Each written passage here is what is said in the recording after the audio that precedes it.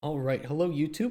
We are back with another Tim Cain. We got finished with our work a bit earlier today, so we might be able to record two or three of these, and I will upload them over the course of the week. Because I will be gone tomorrow on Wednesday, actually, I might upload one of these tomorrow so you guys have something to hold yourself over with. For all of the two people, my grandma and mom probably, that watch my recordings. So let's jump into this one. This one is game pitches. Something that I have only done a little bit of. I've done pitching. It's a little stressful, but I also kind of like it. These are a bit older videos too. Hi everyone, Hi it's Tim. me, Tim, Hi Tim. and today let's talk about game pitches. Yes. Yes, I look like Ernest Hemingway. It looks good. A friend said I looked like Ernest Hemingway with this beard, so I put on the turtleneck and got the pipe. And He I'm does kind of leaning look like into Ernest it. Hemingway. That's true. I Let's didn't talk think about game that. pitches for real. So, Wiccafish asks, could you go into more detail about pitching a game? I'm curious as to what the process may look like, as well as the materials you should have, prototypes, storyboards, etc., in order to have a successful pitch. That's a good one. I will say though, when you pitch to publishers, it is very different than pitching to investors. And things like storyboards and art, investors don't care. They're like, okay, how much money do you need? How much do you expect to make back? Money, money, money, time frames, time frames, time frames. Now, publishers care about this too, but they will be looking for games that fit within their portfolio and their expertise, right? So if they know that, hey, we are a racing game publisher, they're going to want to know that your game is a racing game. Otherwise, they'll be like, well, most of our audience and the people that follow us on social media are buying our games that we're sharing our news to are racing game enthusiasts. Your game, Cauldron Chronicles, for instance, our game would not fit within their portfolio. So it would not be wise for them to take us on, and it would not be wise for us to pitch to them. So, it's just like when you're applying for a job, you need to know that who you're applying for and make your your CV and your cover letter unique for that studio. You also need to do that for your pitches too, and who you're pitching to. That is a really good question. It is. Um, I should say that over my career, I've done wildly different pitches. And I'll describe some of them that I've done. And obviously, they were successful. In fact, I think a rare thing about my career is if I pitched a product that got picked up and paid for, it always shipped. So I've That's pitched rare. things that That's lucky too. nothing happened on, but usually if I can get them to get to the contract phase, I can usually get signed and delivered. So Yeah, I think so I mean that's also another thing that people need to consider too is that there are multiple stages to getting a contract. And when pitching to a publisher, they can love your idea but then just never follow through with a contract. And there can be multiple phases of that contract, of that negotiation. So they might send you the initial draft. You'll look over it and say, I don't like that aspect. Let's negotiate that. Or I don't like how much money you're taking. Send it back. They'll revise it. Your lawyers might revise it a bit more, and it can go back and forth for sometimes, many, many months, or I would imagine potentially there are cases of it happening even longer for more complex games or negotiations. And then once it's actually signed, the money gets sent to, your account. Depends on if it's, upfront, milestone-based deliveries. It's usually milestone, but they might give you some money upfront to help with getting people hired and getting the game started. So there's many types of contracts too. You might find a publisher that you only want to help you with marketing. You only want them to help you with marketing, not for any of the game's development itself, or vice versa. You might just get a publisher for development and find somebody else to help you with marketing. Nifty Studios, thank you for the follow. Hope you're having a good Tuesday. So when people talk about like, oh, publisher bad, or I don't want a publisher to steal all the money, just know that publishers can do anything. They can market, help you develop, they like co-development, they can help with localization, with porting, and there are publishers that specialize in different aspects of this or don't do certain aspects of this at all. So, when you're fishing around for people who are, might be able to support your project, know that you can find multiple publishers, you can find people who do one aspect and not another. It just depends on what you need for your game.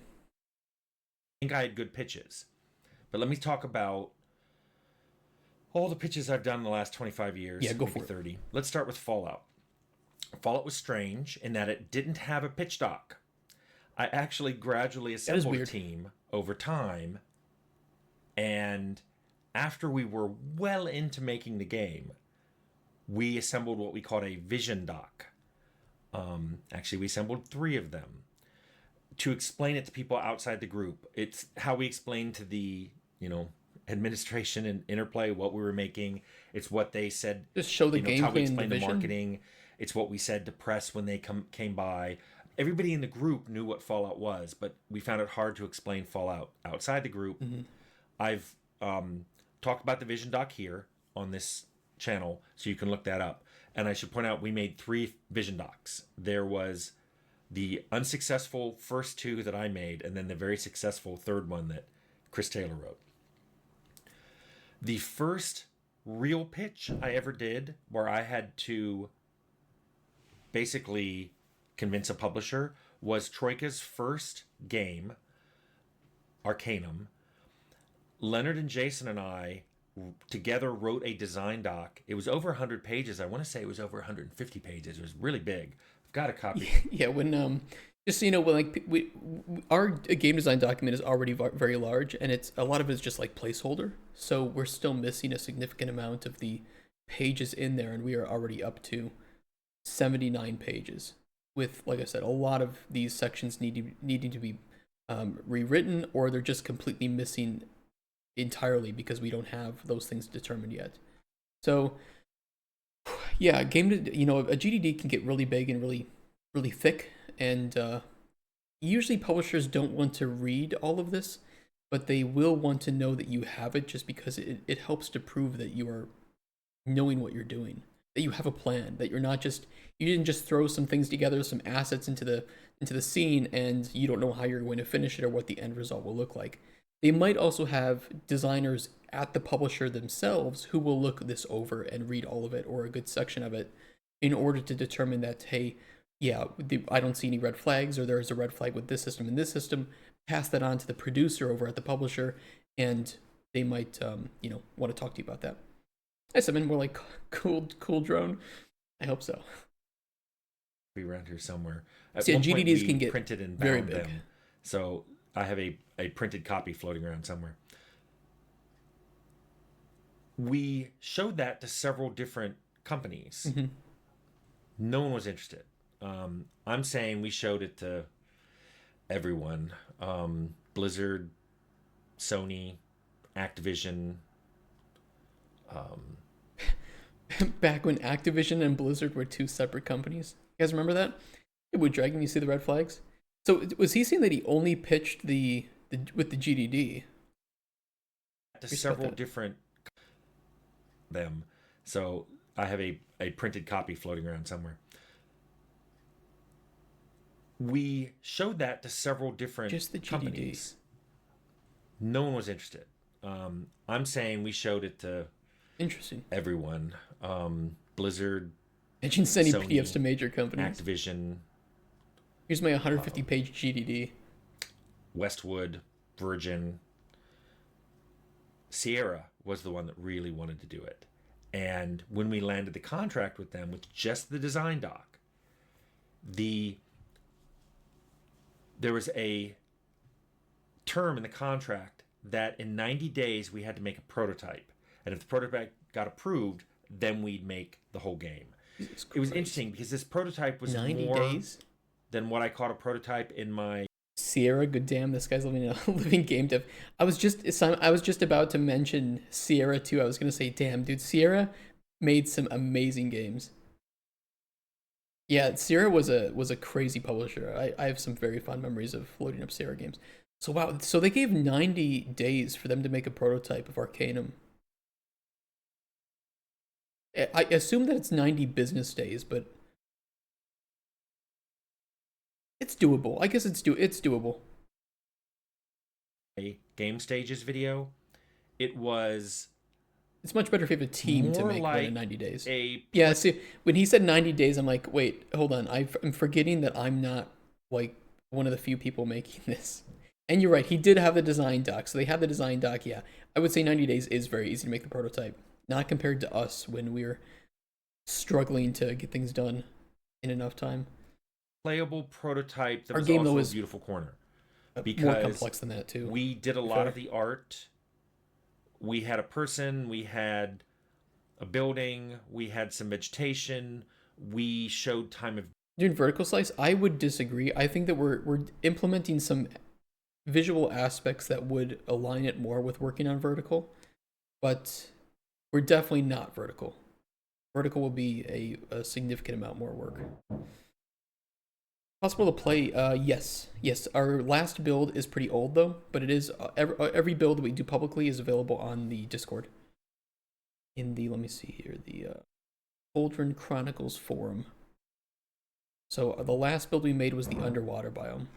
Next build we make will be the potion combat, the dungeon, NPCs, fishing farm. It's gonna be huge. It's gonna be massively, massively huge.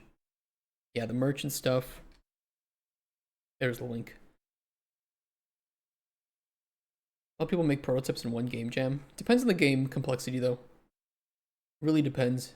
I think for systems-driven games are a lot harder to prototype because you need a lot of those systems to coexist and function together.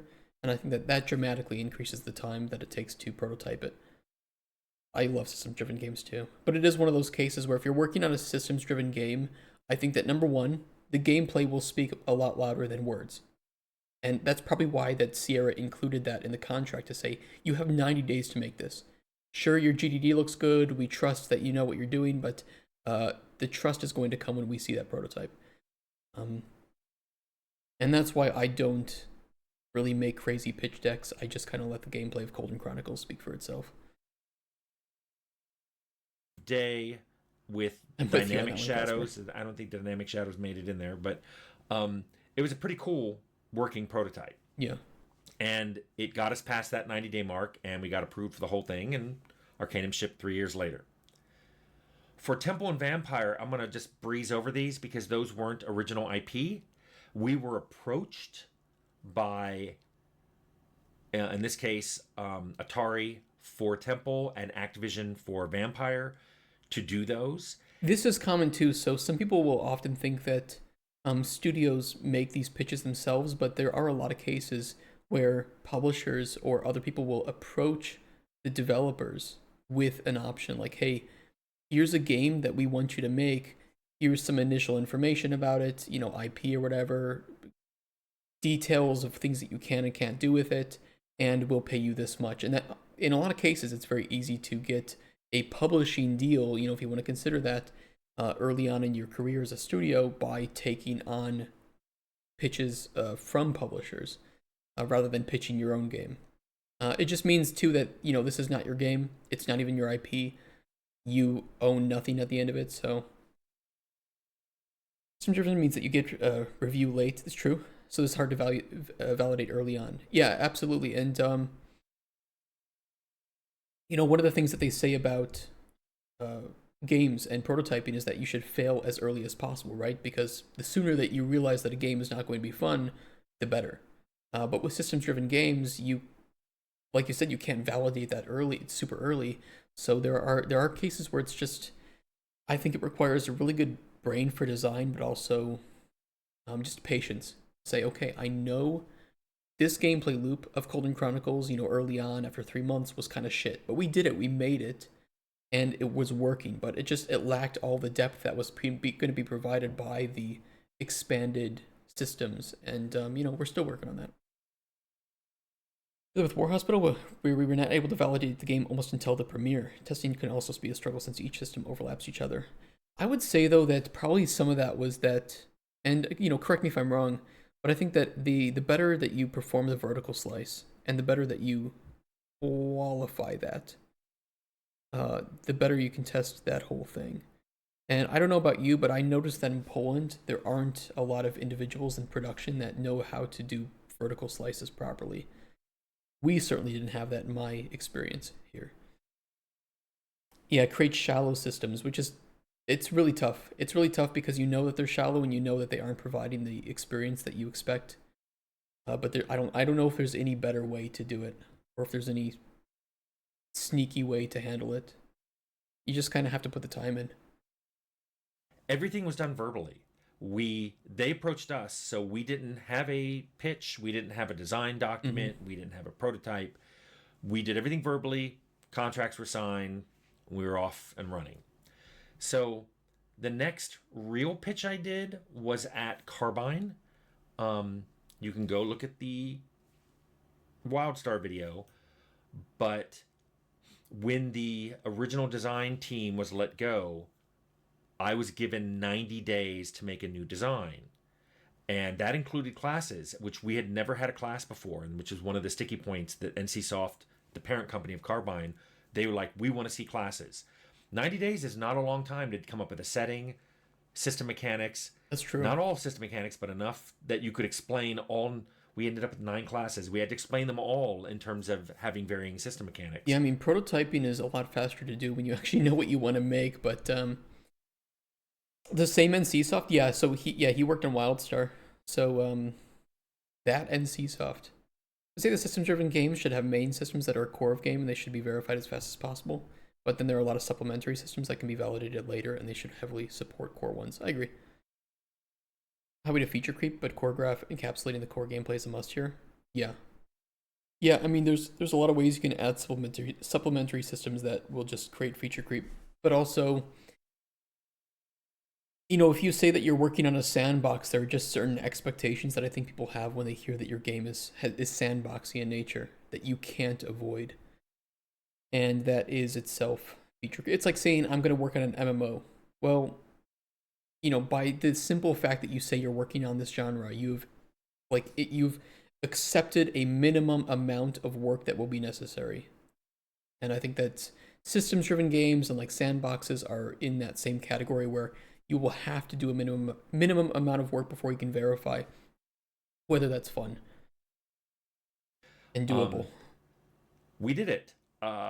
We came up with the 9 classes. One of them was entirely done by Art, the Spellslinger. It Interesting. was an artist's idea. He did the concept art. I loved it. He actually explained some of the things he wanted to do, so we invented system mechanics to support that. That's cool. Um, in fact, the classes we showed were very similar to the classes that shipped. Some of the big differences were like the healer was massively, massively changed. Um, and the setting was changed. The original setting for Wildstar was a planet that was at the center of a multiverse, and all the different multiverses were bursting onto the planet. So you had wildly different things that were going on there. One of the execs at NCSoft, Jeff Strain, actually correctly pointed out to us that a game that can add anything in it really doesn't have a setting. So we went back and we changed the setting. That's true. Um, Yeah, I mean you can tell that with a lot of games that don't. This is kind of how I feel. I'll be honest about like Final Fantasy. Maybe that's gonna make some people upset, but I never liked the worlds where it felt like anything could just work. And to be fair, some of the Final Fantasies do set that theme pretty well and they stick to it, but others just feel like they've taken any idea and just thrown them into the game and it feels kind of like I don't know what I'm looking at. I don't know how to ground this in a certain expectation or belief. That's how it is. Even if it just looks like a sandbox from the outside, a lot of effort to fake the depth.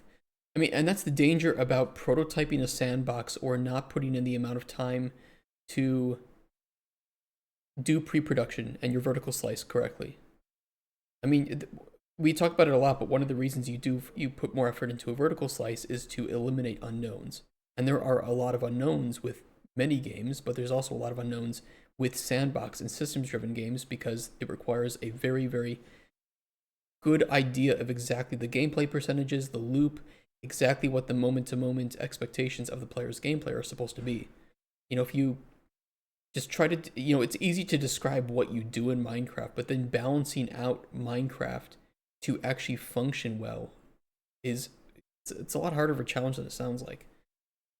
It's easy to make sandbox features just by creating tools for the player to work with, making those interesting and giving those enough depth to satisfy players curiosity and expectations is, ooh, that's far different. CC is kind of system-driven game, but it actually has a small amount of core game systems like alchemy table, narration, selling potions.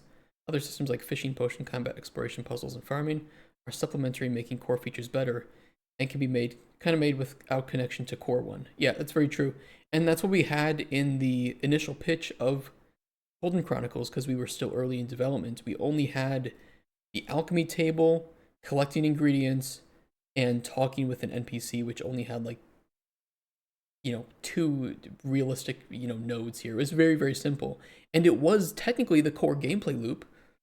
Like that, it was the core gameplay loop. It's just that there wasn't a whole lot else to do that really made this game sing, so to speak. We did after we pitched it initially. We went. I mentioned to publishers like, hey, after this we plan to do a full overhaul to the dialogue system, and I think that really helped explore the game a bit more. But yeah, it's just tough. Say the systems-driven games need better design. Agree, as initial cost is bigger at beginning than end, where non-system-driven one, your cost is usually more linear. That's pretty true. Open default on Real Sandbox now. The risk with adding complementary systems that, due to the current state of your main systems that are like 66% completed, they do not provide the fun factor at the level you would like them to do, so you're tempted to add some new fun systems. This can distract and derail your progress in key areas.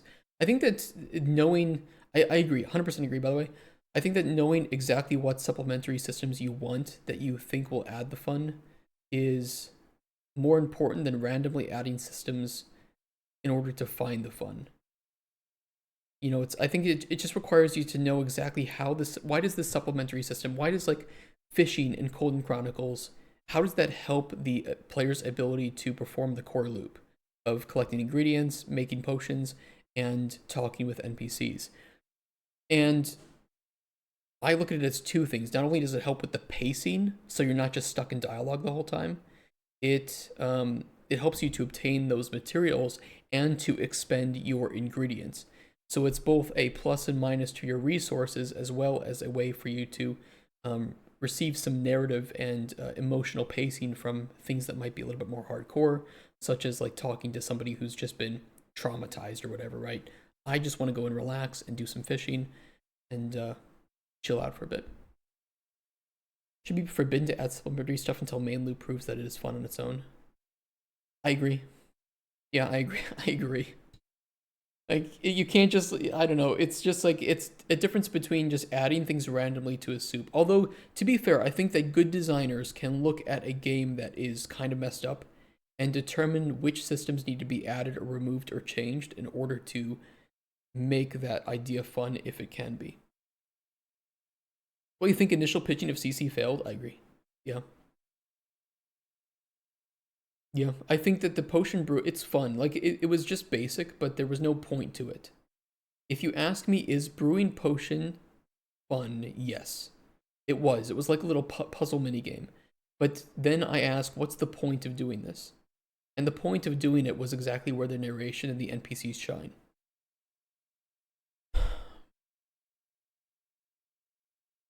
And so I still think that Golden Chronicles to some extent lacks point. And we need to add that. And I know where we need to add that. It's just time. It's all time. But yeah, the addition and doubling down of narration and turning it from an action adventure puzzle hybrid game into more of an RPG game, I think was the right natural move for the game. So NPC stories are the reward for the main gameplay loop. They are I think I described it as the world is your sandbox, the alchemy table is your toolbox, and the NPCs are the machines that you have to fix. Go into the sandbox, collect things to use in your toolbox, and then use that to fix the NPCs, right? So they're not the main reward, but they are the main driving factor to the story and the game itself. Anime Delicious Dungeon Mesh, yes. Encapsulates the soul of the game in some points. It's very good. It's very good. In fact, that is a bit of a inspiration for us, for sure. because the world building in Dungeon Meshi is next level. Sorry, Tim. We get The distracted. next, I was involved in other pitches after that, but like South Park was already pitched, Tyranny got pitched. I was involved in designing Pillars, but not in a main capacity. And also, it was interesting. Pillars was pitched to a Kickstarter community, so we pitched the base game, and then when we blew past the amount we asked for, we had to invent stretch goals as we went along, and those are stretch goals for things we wanted to put in the game. Which, by So the that, way, there is a danger there when you are pitching to Kickstarter, right? Because you do want to have stretch goals. It helps you make more money, but I think that there is a very dangerous road where you can just start to throw things in there that sound good, but that may not be good for the game, and you're just guessing at that point how much time and money it would take to make those things. We saw that pretty recently with oh god, what was it? It was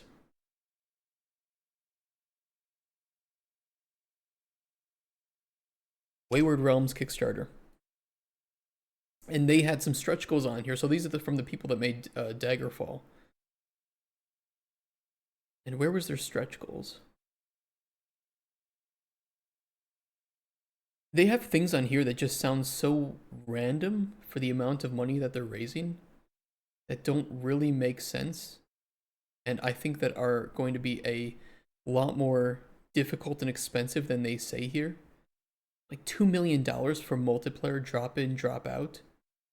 I don't know, man. That's certain things like this are just, if you know, they're a lot more challenging to work on, to design and bug fix. And especially when you even mention the idea of multiplayer in an RPG game, there is a significant amount of work that's needed, not only at the core level to make the core game functional, which, by the way, just know, even if they don't reach the stretch goal, which they didn't, they still would need to design the game to support multiplayer and develop it from a foundational code architecture to support multiplayer, even if they're not adding, or if they don't know they're going to add multiplayer. So it just kind of sounds random sometimes when you see stuff like this, that as a gamer it's cool, but as a developer you know that some of this stuff is way more complex than just adding in another $500,000. Are you adding multiplayer? No, we're not adding multiplayer to Golden Chronicles. It is single player only. that was interesting and probably unlike any pitch you're going to do. So I would say the next pitch that I did was for the Outer Worlds.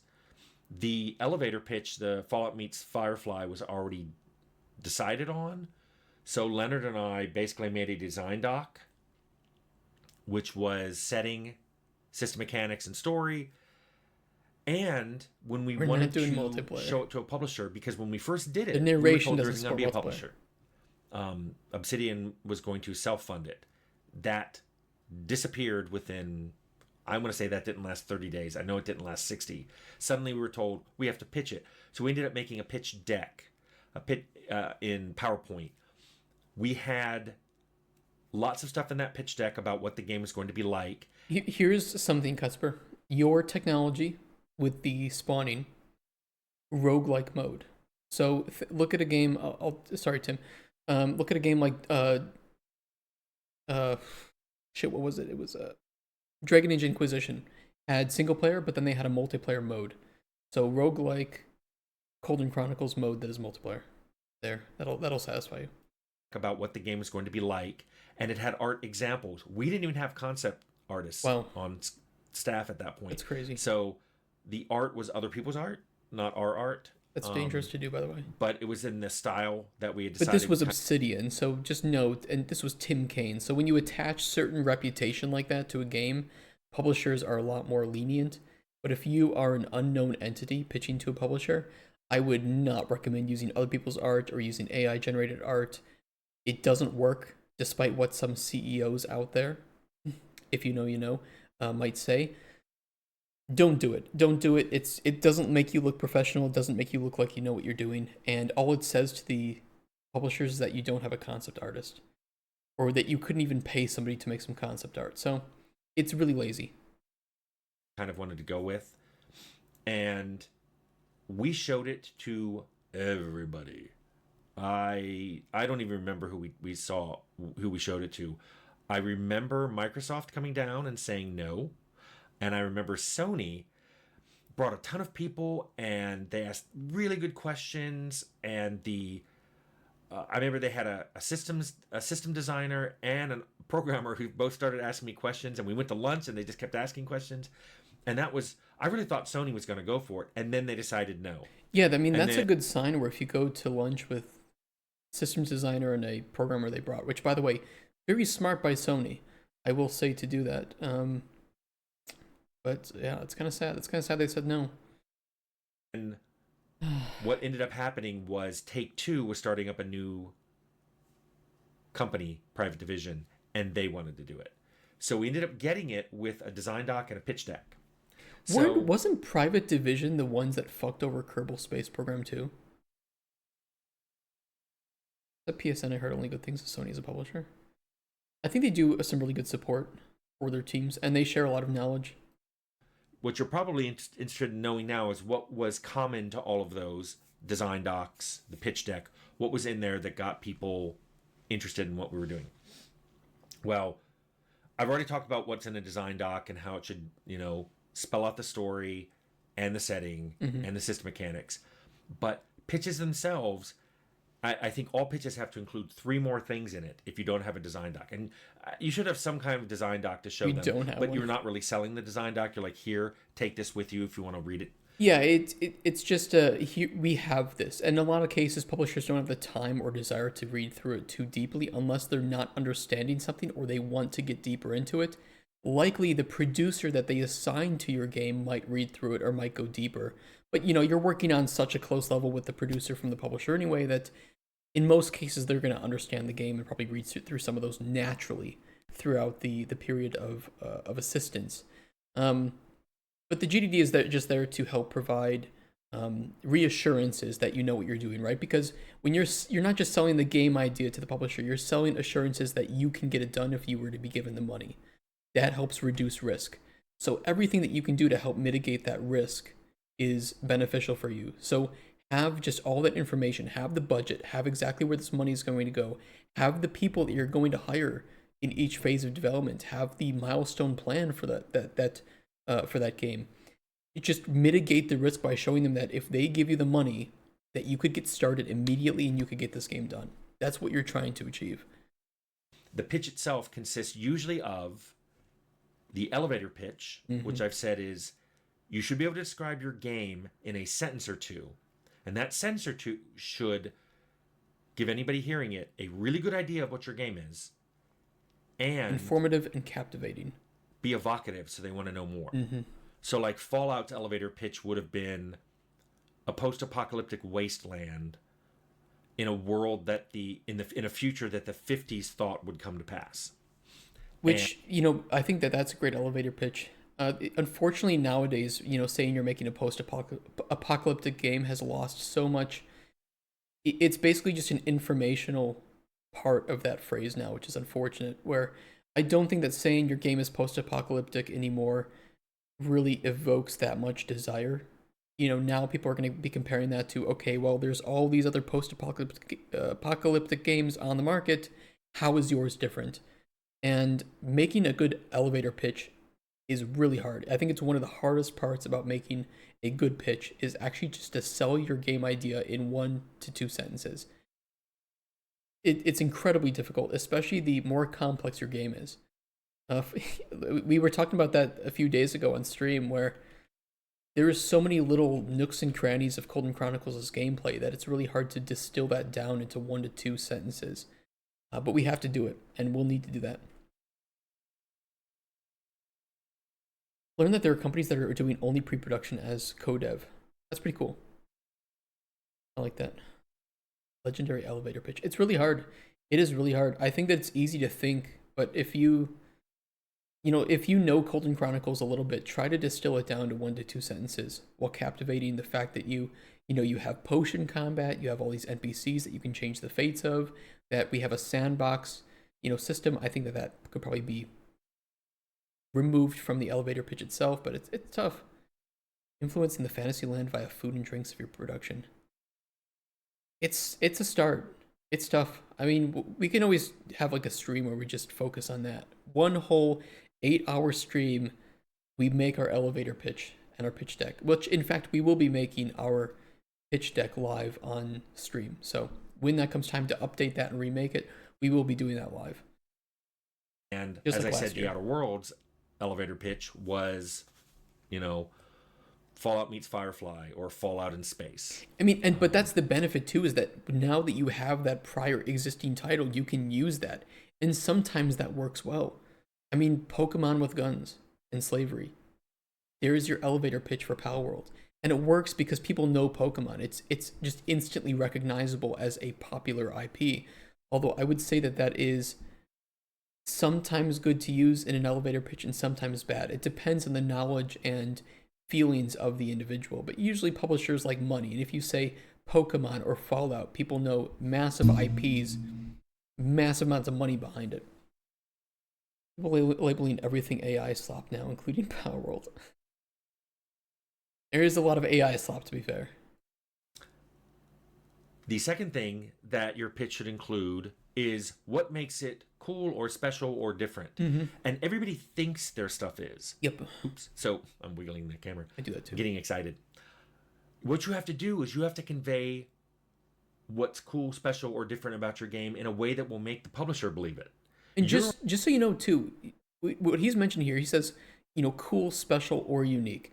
That doesn't mean that you need to have that everything needs to be unique selling points. Sometimes unique selling points can be a combination of different selling points, right? Not every game needs to be some perfect, magical, never has existed before sort of creation. And in a lot of cases, the games that sell well are not always the ones that do something like that. There isn't anything particularly revolutionary about Power World. It isn't doing anything on its own that is so different from other games that have come before it. It is the unique combination of these pre-existing mechanics and ideas that has made it so successful. Yeah, don't invent new pizza ingredients, you can just recreate new mix. Exactly. So I often just say either just call them selling points, don't call them unique selling points, or identify the ones that are unique and just make them bold, right? So make the other ones normal, but make those bold as the ones that are going to be standing out. Games definitely do need some magic sauce though, like the Secret Formula X and Powerpuff Girls. Yeah, I think that there just needs to be something that is captivating, but captivating doesn't necessarily have to be something unique. It just has to be something that is itself captivating. But that doesn't mean that making your game unique in some way is bad. It just means that it isn't a guarantor of success. There are a lot of indie games that do something unique, and those unique things are not good. So selling points can be unique, but not all selling points are unique. Different about your game in a way that will make the publisher believe it. You're already convinced. You don't need to convince yourself. You need to convince them. Hopefully you don't need to convince yourself that your game is good. You should be able to point to system mechanics that you've never seen in any other game. Mm-hmm. You should be able to point to a setting that is unusual that you haven't seen in any other game out there. By the way, and when you're thinking of selling points, you likely have competition unless your game is somehow that magical, beautiful, unique thing that has never existed in the world. You need to prove how your game that is likely similar to other games, and that's an important thing to have too on your pitch, is to have competing products and similar products, because they want to see how well other games in your genre categories are selling, right? That's very important because that helps to contextualize the expected units sold and the PPU of other games in that genre. So you need to convince them, how is your game different and why is it different and why will people want it to be different than those? If you just pitch that my alchemy game is like potion craft but in a different art style, I don't know if that's strong enough. You need to say, why do you think that these games were not well enjoyed in some cases, and how are you finding this niche combination of customers that are going to buy your game? That minimal amount of competition is a good sign that the niche area is possible. I also think that a minimal amount of competition could be a sign that there isn't large enough people who are going to buy that game. It's a double-edged sword. It could be a green flag, it could be a red flag. And I think that to a lot of publishers, they'll see it as a risk. Why haven't people made this game before? Why? And that's where you'll need to prove to them that the game is fun. Where, again, regardless of what you're pitching, your best setup is to have a vertical slice. And if that vertical slice is fun, you don't even need to have a very good pitch. Really. What does that show? Oh, your presentation skills on a fucking PowerPoint document are shit. Great. Well, the game is fun. That's all that matters. So, the better your game is, the less you might have to show on a pitch. That's why you should not go into new areas as a pioneer. This is hard to pull off. Yeah, it is very hard to pull off. I think it's kind of unnecessary too in some cases. If you're looking to make money in the industry or just, you know, develop some new ideas while sticking to things that are safe, which I think is probably the most reasonable thing. Find areas of games that just find games that you like, but do something that you don't like or haven't tried something new and try that new thing. Take your favorite ice cream or favorite noodles flavor. Why is it that one your favorite? Is because it's unique and distinct from the others, right? Sometimes nostalgia. I mean, sometimes with like ice cream or like food flavors, sometimes it can be that it is reminding you of better things. It's reminding you of things that you enjoyed as a kid. I don't know, it's just what makes a game sell well is not only always is not always the thing that is unique of that. Let me rephrase this. The unique aspects of a game are not always the reason why those games sell well. Maybe that's a better way to put it. You should be able to say something you're doing that's different, that they haven't seen before. But if it's too different, they'll get scared. So usually what you do is you say, Exactly. imagine this with a twist. Arcanum was, imagine Lord of the Rings going through an industrial revolution. It makes them go, okay, Lord of the Rings, I get that. I'm comfortable. It's anchoring their expectations that everybody knows Lord of the Rings, everybody knows like Harry Potter or something, and you can use that as an anchor point to describe what the game is going to be like after that. So when you're like, if you're thinking like Borderlands, and you are saying that our world and the characters are heavily inspired by like Mad Max. Okay, people know Mad Max, or it doesn't take too long to look up some clips and get what it's about, right?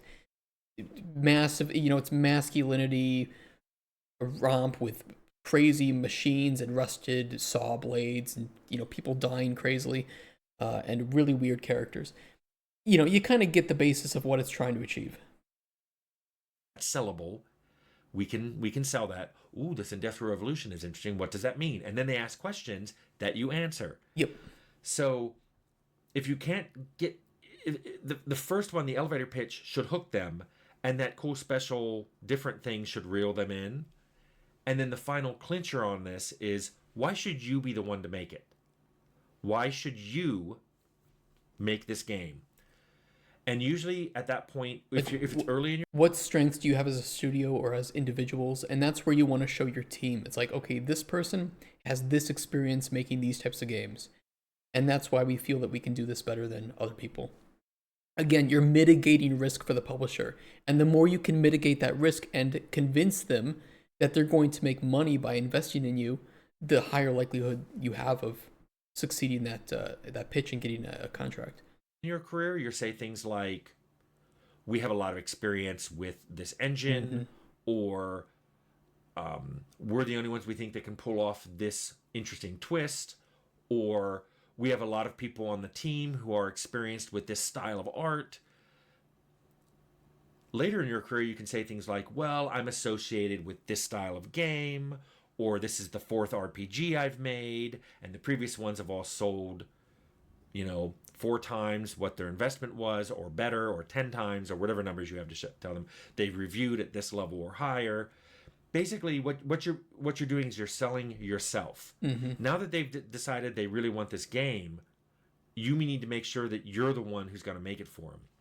And that's why what I love about saying that there's always a twist, and what's cool and special and different, is it's usually something unique enough and different enough that they're going to be convinced that somebody who invented that thing is going to have to create it. For Outer Worlds, the Fallout meets Firefly was an interesting pitch, and the fact that we added, like, we talked about things like flaws, and I'm like, you may wonder why someone would want to make a character that's flawed. let me talk about Joseph Campbell and his theory of, the hero's journey. So we talked about things like that, and that made them curious. And also, it was different enough that they're like, well, I want to see if they can pull it off. I think if you have those three things in your pitch to them, whether it's a verbal one, whether you have a PowerPoint, I think PowerPoints help. They like something to look at during the pitch. If you could, That's why I like gameplay too. If you have recorded gameplay, you know, keep it short, but let them, if you want to just, there's a bit of tricks you can pull, right? So you have a very limited amount of time when you pitch to a publisher, and you don't want to just sit there and watch a YouTube video of you playing the game for 30 minutes. Unless the gameplay is really, really good. But probably not. But you can indicate to them, here's, some gameplay of different systems, and don't worry, I know that we have limited time. I have tons more videos of this, and you can always check that out in your free time. But here are some basic videos of the core loop, of what we expect to have, what we currently have, and let the gameplay speak for itself, because it's a lot better to look at the gameplay showing what the alchemy system is than to explain how the alchemy system works. PhD Todd Howard and tell me sweet little lies. There's that too. Make a demo. Try to make a pretty one. Making a gray box prototype isn't something you're really going to sell a publisher on. But if you could make part of your beautiful corner and show them that and say, this is what it's going to look like when you walk around the world, visual sell. That's something that will really help. If you can make a demo, a real demo, even if it's a small one, that demonstrates some stuff about your game, the setting, whatever that cool feature is, if you can demonstrate it, even better. These are things that make the potential publisher interested. They start imagining what more stuff is going to be like and curious about having you do it.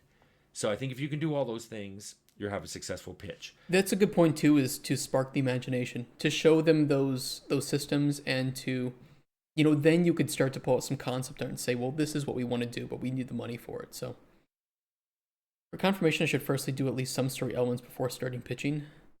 I think for your game, yeah, I think absolutely. Your game is very heavily story driven, and having that, even with like narration in the background over some slides that pan in and out. Like if you look at the, this is way too high budget for our capabilities, Cuthbert, but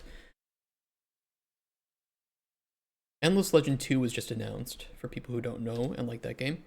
But they have not Endless Space. They do a fantastic thing over at Amplitude where they put these beautiful moving slides together with narration. And I think this is a really good way to connect like story elements together. These are not AI generated. They have exceptional artists at their team. But the jailers have fled, leaving the oceans. Space is announced. No, it was just Endless Legend 2. A sequel to Endless Legend 1. So I think this is a good way to connect up story elements like this.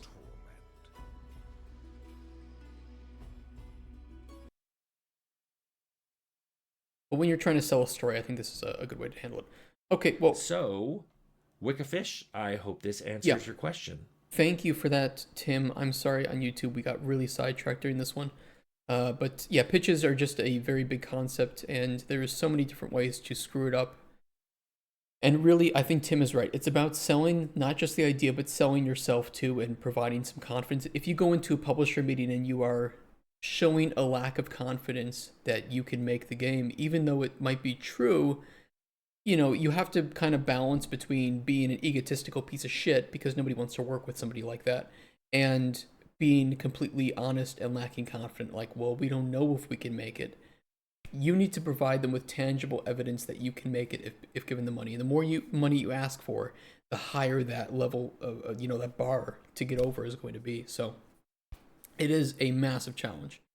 All right, guys, here is the link to watch this yourselves. And if you're watching on YouTube, thank you for watching that one.